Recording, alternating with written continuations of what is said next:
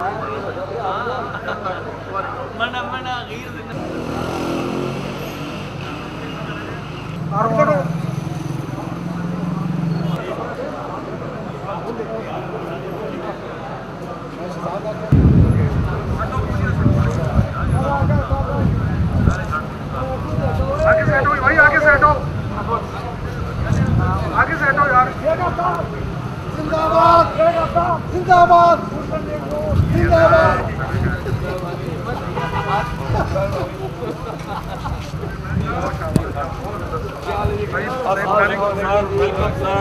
نے ہمیں عزت بخشی سر،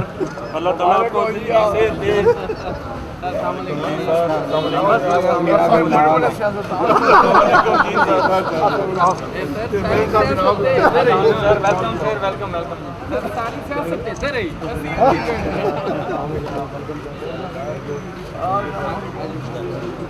تو ایک یادوں کا سمندر ہے جو میرے دل کے اندر ہے، اور مجھے وہ وقت یاد آیا جب اس سیٹ جہاں پر آج میں ایک مہمان کے طور پر بیٹھا ہوں، اسی سیٹ سے میں اپنے سیاسی زندگی کا آغاز کیا اور اللہ تعالیٰ نے بڑا کرم کیا۔ تو میری دعائیں آپ سب کے ساتھ ہیں، میری کوشش ہوگی کہ اللہ کرے کہ یہ جو نئی ٹیم آئی ہے ایک نئے جذبے کے ساتھ، جن میں چیئرمین ہے، وائس چیئرمین، کون صاحبان ہیں، خدا کرے کہ اس شہر کی تعمیری ترقی میں آپ کا یہ دور ایک تاریخی دور ہو اور ایک سنہری دور ہو، کیونکہ انسان فانی ہے، ایک نہ ایک دن اس نے جانا ہے، لیکن اصلی چیزیں یہ ہیں کہ وہ اپنے پیچھے کون سی تاریخ چھوڑ کے جاتا ہے،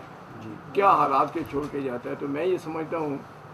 کہ یہاں پر سارے منتخب لوگ بھی موجود ہیں، تو میں یہ سمجھتا ہوں کہ آپ کو اللہ تعالیٰ نے ایک بہترین موقع دیا ہے، آپ لوگوں کو چنا گیا ہے اپنے مخلوق کی خدمت کے لیے، اور میں سمجھتا ہوں کہ مخلوق کی خدمت سے بہتر اور کوئی خدمت نہیں ہے۔ تو میری دعائیں بھی آپ کے ساتھ ہیں، میرا انشاءاللہ تعاون بھی آپ کے ساتھ ہوگا۔ تو سمدھانی صاحب نے کہا کہ کچھ اعلان کریں، وہ تو میں پہلے ہی آپ کو دے چکا ہوں۔ شہر کو اسلام آباد کی سطح پر لے کے جائیں گے۔ جی ہاں، ہم آپ کو اس چیز پر بہت زیادہ اپریشیٹ کرتے ہیں اور یہ آپ سے اپیل کرتے ہیں کہ اپنی ٹیم کو اتنا خود مختار بنا دیں کہ شہر کی جو حالات ہیں اور جو جناب تجاوزات اور جو صفائی کے انتظام ہیں وہ اتنے اچھے طریقے سے ہونے چاہیے کہ واقعی یہ اسلام آباد کی سطح پر لگے۔ انشاءاللہ ایسے ہی ہوگا۔ اس کے لیے باقاعدہ ہم ایک پلان کر رہے ہیں، پروگرام مرتب کر رہے ہیں، جی، اور انشاءاللہ جس طرح میں نے کہا تھا کہ ہم اٹک کو اور حضروں کو جو ہے انشاءاللہ اسلام آباد کی سطح پر لائیں گے، جی سر، اس پر بھی کام ابھی کچھ ہو رہا ہے، کچھ مزید ہونے والا ہے۔ جی سر، باقی دیہاتوں کو تو آپ دیکھ رہے ہیں کہ جس طریقے سے ہم تیزی کے ساتھ ترقی کر کے اس پہ لا رہے ہیں، دھارے پہ لا رہے ہیں۔ نیت نیک ہو تو منظر آسان ہو جاتی ہے، یہ نظام قدرت ہے، اس کو کوئی روک نہیں سکتا۔ تو اس لیے مجھے یقین ہے کہ انشاءاللہ ہماری اتنے بااختیار ہوں کہ کم از کم بااختیار ہیں۔ جو کچھ اس سیٹ پر آپ کتنے سال بعد بیٹھے ہیں دوبارہ؟ آج 30 سال سے زیادہ ہو گئے ہیں۔ 30 سال۔ کیا کہنا چاہتے ہیں سر، ذرا کلیئر بتائیں گے جی۔ 30 سال سے زیادہ ہو گئے ہیں، اس کو چھوڑیں جی، آج خوشی کا دن ہے سر، آج خوشی کا دیکھیں جی، وہ دیکھیں نا بات یہ ہے، وہ تو ایک اس وقت سب جوشس مسئلہ ہے، سپریم کورٹ میں کیس چل رہا ہے، جی آئی ٹی جو ہے وہ سپریم کے احکامات کے تابع کام کر رہی ہے۔ تو وہ دیکھیں اب ان کو جو سپریم کورٹ آف پاکستان کی جو کہ پاکستان کی عدالت عظمیٰ ہے، انہوں نے اس کو 10 تاریخ کا ڈیٹ دی ہوئی ہے، پرسوں 10 تاریخ ہے۔ تو انشاءاللہ دیکھیں اب کیا ہوتا ہے، وہ تو اب میں اس پہ کوئی تبصرہ نہیں کر سکتا، کیونکہ جب کوئی معاملہ عدالت عظمیٰ میں ہو، عدالت عالیہ میں ہو، تو اس پر آپ کے مطابق سر کیا وہ سرخرو ہوں گے یا مطلب ہے کہ کچھ ہماری چیزاں دعا ہے کہ ہم سرخرو ہوں، انشاءاللہ دعا ضرور ہوں ہے گے کہ ہم سرخرو ہوں۔ انشاءاللہ۔ اس کی وجہ یہ ہے کہ میرے اپنی نظر میں میاں نواز شریف اور شہباز شریف وہ لیڈر ہیں جن کا جینا مرنا اس ملک کے ساتھ ہے، جن کا جینا مرنا اس قوم کے ساتھ ہے۔ تو میں اللہ تعالیٰ سے یہی دعا کرتا ہوں کہ وہ انشاءاللہ ضرور سرخرو ہوں گے، اور انشاءاللہ ہوں گے، ہر قیمت پر ہوں گے۔ اور آپ دیکھیں، مجھے جب ابھی پرائم منسٹر کی 2 دن پہلے جب وہ واپس آ رہے تھے باہر کے دورے سے، تو انہوں نے ایک ہی بات کی ہے کہ میں اپنا معاملہ اللہ پہ چھوڑتا ہوں اور میں اپنے اللہ سے بات کروں گا۔ تو میں یہ سمجھتا ہوں، باقی میں ایک بات مجھے افسوس ضرور ہے کہ یہ جو اپوزیشن کا کردار ہے، یہ سیاسی سوچ نہیں ہے، یہ سیاسی سوچ نہیں ہے۔ یہ جو ہماری پارٹی بار بار یہ کہتی ہے کہ ایک سازش ہے، تو یہ سازش نہیں تو کیا ہے؟ یہ کیا کر رہے ہیں؟ تو ایک قومی سوچ ہوتی ہے، جس طریقے سے کہ نواز شریف صاحب کی سوچ ہے، شہباز شریف صاحب کی سوچ ہے، اور بھی کچھ لیڈر یقیناً موجود ہیں، لیکن یہ جو روز آپ بیان بازی سنتے ہیں یہ قومی سوچ نہیں ہے۔ ایک قوم کے لیڈر سے لوگ توقعات کرتے ہیں کہ وہ یہ بتائے کہ اس ملک کے مسائل کا حل کیا ہے، اس ملک کی فارن پالیسی کیا ہونی چاہیے، ہمیں انٹرنل حالات کو کیسے قابو کرنا ہے، ملک کے اندر سے دہشت گردی کو کیسے ہم نے ختم کرنا ہے۔ تو یہ قومی سوچ ہے، یہ کوئی قومی سوچ نہیں کہ ایک گھر کو جو ہے آپ ٹارگٹ بنا لیں اور اس پر تنقید پہ تنقید کرتے چلے جائیں۔ یہ ان کی بھول ہے۔ نواز شریف آج بھی اس ملک کا لیڈر ہے اور کل بھی انشاءاللہ اس ملک کا لیڈر ہوگا انشاءاللہ۔ اگر ان کی یہ سوچ ہے کہ ان کے یہ جو اپوزیشن کی جماعتیں ہیں یا چند جو اپنے آپ کو لیڈر کہتے ہیں، یہ ان کی سوچ ہے کہ نواز شریف ان کے کہنے پہ استعفیٰ دے دے گا، یہ ان کی بھول ہے۔ وہ اس نے اٹک قلعے میں کال کوٹلی میں تو جانا قبول کیا، لیکن اس نے سر تو نہیں جھکایا مشرف کے سامنے۔ انہوں نے ایگزائل تو قبول کی، لیکن مشرف کے سامنے سر تو نہیں جھکایا۔ اس لیے یہ ان کی بھول ہے۔ پاکستان مسلم لیگ ایک مشن کا نام ہے، اور وہ مشن کیا ہے؟ پاکستان کی ترقی، پاکستان کے 20 کروڑ عوام کی ترقی، پاکستان کو دنیا میں ایک جو ہے وہ ایک نام دینا، یہ اس کے نام نواز شریف اور پاکستان مسلم لیگ ہے۔ تو انشاءاللہ مجھے یقین ہے اپنے خدا پر کہ یہ تکالیف آتی ہیں، وہ اور خاص طور پر خدا کے جو نیک بندے ہیں ان پر تو زیادہ تکالیف آتی ہیں۔ حضرت یوسف علیہ السلام کو بھی تو کنویں میں پھینک دیا گیا تھا۔ تو کہنے کا مقصد یہ ہے کہ نواز شریف کو بھی تو اٹک قلعے میں بند کیا گیا، شہباز شریف کو تو بھی اٹک جیل میں بند کیا گیا ہے، لیکن آج وہ کہاں کھڑے ہیں؟ اس ملک کے وزیر اعظم اور وزیر اعلیٰ بنے ہوئے۔ تو انشاءاللہ یہ کوئی مسئلہ نہیں ہے، یہ سرخرو ہوں گے۔ باقی جے آئی ٹی پہ میں کوئی ایسی بات نہیں کرنا چاہتا کہ وہ ایک سبجوسڈ مسئلہ ہے، وہ عدالت عظمیٰ کے احکامات کے تحت وہ کام کر رہی ہیں، اپنا کام جو بھی فیصلہ آئے گا آپ ایکسیپٹ کریں گے انشاءاللہ۔ اس میں کوئی شک نہیں کہ میرے علم میں آئی ہے، میں انشاءاللہ پرسوں جو ہے سب سے پہلا کام یہ کروں گا کہ میں ایم ڈی سی کے گیس کو کہتا ہوں کہ یہ بلوں کا معاملہ جو ہے ٹھیک ہونا چاہیے۔ دیکھیں جی، میں یہ سمجھتا ہوں کہ یہ جو صحافیوں کے معاملات ہوتے ہیں یہ ایک قومی مسئلہ ہے، مطلب مقامی سطح پر تو جو ہے نا ان کا حل ہمارے لیے ممکن نہیں ہوتا۔ ہم یہ تو کر سکتے ہیں کہ ایک پریس بلڈنگ اچھی سی بنا دیں، سب کچھ کر لیتے ہیں، لیکن میرے اپنے ذاتی خیال کے مطابق قومی پالیسی یہ بننی چاہیے کہ صحافیوں کو پلاٹ ملیں، گھر ملیں، ان کے بچوں کی تعلیم کا کوئی بندوبست ہو۔ یہ ایک قومی سطح پہ یہ چیز آنی چاہیے، اور میں جو ہے وہ آپ کی بات جو ہے اس کو میں انشاءاللہ اس میں سر ایک چھوٹی سی عرض، قطعاً کوئی ایسی بات نہیں ہے کہ خدا نخواستہ میں کسی اس کو اگنور کرتا ہوں۔ اس کی وجہ ہے کہ میرے ساتھ سب کے اچھے تعلقات ہیں، بھائیوں جیسے تعلقات ہیں۔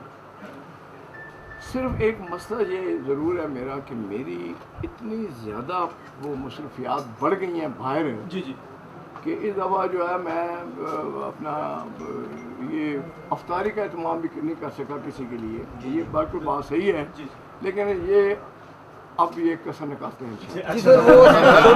نہیں پتا کہ اس بلڈنگ کی کیا پوزیشن ہے، وہ کس کے پاس ہے، میرے علم میں سر اے ڈی سی جی کے پاس ہے، وہ ضلع کونسل کی ہے، وہ ضلع کونسل اگر کہے کہ خالی کرا دیں تو سر خالی کرا کے ہمارے پر آسان فرمائیں۔ ساری عمر یہ یاد رہے گی بات کہ آپ کی وجہ سے ہمیں ملا تھا۔ میں جی اس طرح ہے کہ میں یقیناً بات کرتا ہوں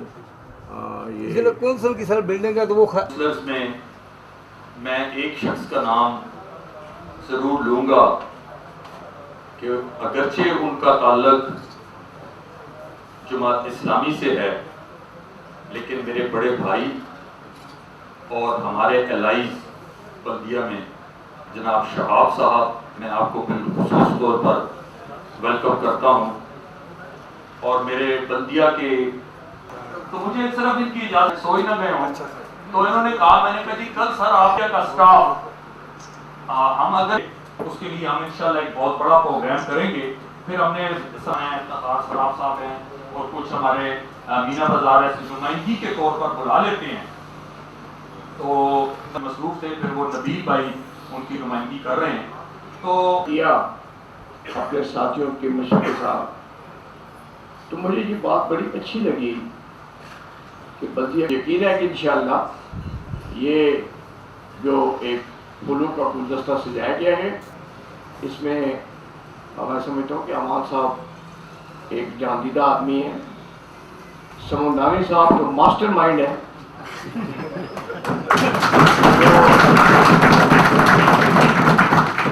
اس لیے مجھے یقین ہے کہ انشاءاللہ یہ سب مل کر اس شہر کی بہتری کے لیے، فلاح کے لیے بیروں کو بدلتے رہتے ہیں۔ یہ زندگی کا ایک حصہ ہے نہ، ہمیشہ یہ ہے کہ آپ نے اپنی زندگی میں کیا کھویا اور کیا پایا۔ جب وہ رسول اکرم صلی اللہ علیہ وسلم کی حدیث مبارک بھی ہے جس میں انہوں نے فرمایا تھا کہ جب تو پیدا ہوتا ہے تو تو رو رہا ہوتا ہے اور لوگ ہنس رہے ہوتے ہیں، تو دنیا میں اس طرح زندگی گزار کے چلا جا کہ جب تو جا رہا ہو تو تو ہنس رہا ہو اور لوگ رو رہے ہیں۔ میں یہ سمجھتا ہوں کہ جو لوگ لوگوں کے نمائندے منتخب ہوتے ہیں وہ بہت خوش قسمت لوگ ہوتے ہیں، اس لیے کہ انہیں عملی طور پر لوگوں کی خدمت کرنے کا موقع ملتا ہے۔ اب دیکھیں، اگر میں MNA نہ ہوتا تو کیا میں اٹک کے لیے یونیورسٹی لا سکتا تھا؟ کیا میں اٹک کے لیے میڈیکل کالج لا سکتا تھا؟ اگر میں ایک منتخب نمائندہ نہ ہوتا تو کیا جب پہلے پرانے قبرستان میں ہم نے 62 کنال زمین لی نواز شریف صاحب سے اور ابھی 80 کنال شہباز شریف صاحب سے لی، تو یہ سب کچھ کیوں ہے؟ اس لیے کہ میرے پیچھے لاکھوں لوگوں کی میں گزارش کروں گا کہ ہمیں بہت پیارے انداز میں یہاں لوگوں کے مسائل کو حل کرنا ہے انشاءاللہ، اور آپ کی معاونت کے لیے ہم بھی حاضر ہیں۔ ابھی بلدیہ کے الیکشن ہوئے تھے، ابھی چیئرمین وائس چیئرمین منتخب نہیں ہوئے تھے، مجھے انہوں نے طاہر صاحب نے اور ناصر صاحب نے کہا کہ شہر میں بڑا پانی کا مسئلہ ہے، تو 1.5 کروڑ روپے سے ہم نے ان کے لیے 3 ٹیوب ویل جو ہیں وہ شہر میں مزید لگا دیا۔ اس کے بعد بڑی سڑکیں تو آپ دیکھیں ہم بڑی خوبصورت انداز میں بنا رہے ہیں۔ یہ ابھی جو فتح جنگ روڈ پہ ہم نے سڑک بنائی ہے، آپ کو اس علاقے میں جائیں تو یہ نہیں پتہ چلتا کہ یہ ڈھوک فتح ہے، یہ گلبرگ ہے، اہمیت اتنی بڑھ گئی ہے۔ اس طریقے سے 3 میلے سے آگے جو ہے اب ہم سڑکیں تعمیر کر رہے ہیں۔ افتخار صاحب کو یاد ہوگا کہ ہمارے پچھلے جب شہباز شریف صاحب کے دور میں ایک افطار پارٹی ہوئی تھی ان کے پاس سراپا بازار میں، تو مجھ سے یہ مطالبہ کیا گیا تھا کہ کامرا کی سڑک آپ وہاں سے ہمیں گزرنے نہیں دیتے، ہم گزر نہیں سکتے، ہمارے کاروبار بہت متاثر ہو رہے ہیں، علاقہ چرچ کے لوگوں کے لیے یہاں آنا بہت مشکل ہو چکا ہے۔ تو میں نے وعدہ کیا تھا اس افطار پارٹی میں کہ انشاءاللہ شہباز صاحب کو کہہ کے تو ہم یہ سڑک آپ کے لیے تعمیر کریں، اور اب آپ کی جتنے آباد سے آئیں، لاہور سے آئیں یا علاقہ چرچ سے آئیں، رات دن وہ سڑک میں مجھے اعتماد کا ووٹ دیا تھا، وہ سب اور بھی نہیں سوچ سکتے تھے۔ ابھی یہاں پر بوٹا میں، اکھوڑی میں، بریار میں، ڈوبسوائی میں، ہمک میں، دکنیر میں پاکستان سے بات کی، میں نے کہا کہ دیکھیں